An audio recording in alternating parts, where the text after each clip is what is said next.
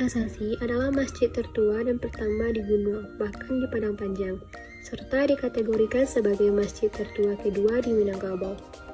Masjid Asasi yang awalnya bernama Surogadang terletak di Nagari Sigando, Kota Padang Panjang, Sumatera Barat. Masjid ini sebelumnya didirikan pada tahun 1685 Masehi, kemudian dihibahkan menjadi Masjid Asasi pada tahun 1702 Masehi.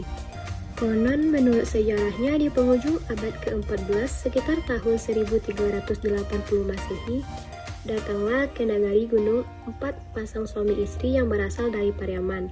Waktu itu Nagari Gunung merupakan daerah yang tidak bertuan, sehingga diduga keempat pasang suami istri ini merupakan nenek moyang masyarakat Nagari Gunung.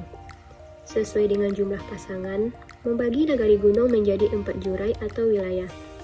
Dan sekitar tahun 1405 Masehi, keempat jurai tersebut sepakat untuk mendirikan sebuah masjid sebagai tempat beribadah, bermusyawarah, dan sebagai tempat belajar ilmu, serta mendalami isi Al-Quran.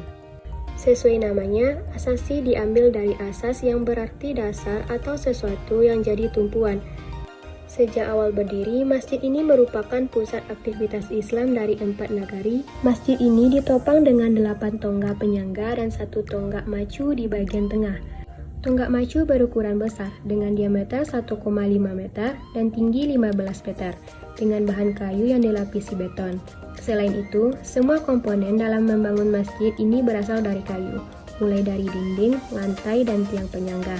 Arsitektur masjid merupakan penggabungan 3 budaya, yakni Hindu, Cina, dan Minangkabau. Masjid ini memiliki tanah berukuran 25 x 22 meter. Ruangan utama merupakan ruang salat dengan ukuran 13,1 meter x 13,1 meter. Arsitektur masjid ini menerapkan konsep arsitektur tradisional Minangkabau. Terlihat bentuk atap dan ukiran-ukiran dan dinding masjid. Sedangkan kubahnya berbentuk atap limas bertingkat 3 sebagai perlambangan bahwa Nagari Gunung dikuasai oleh 3 unsur, yakninya agama, adat, dan pemerintah.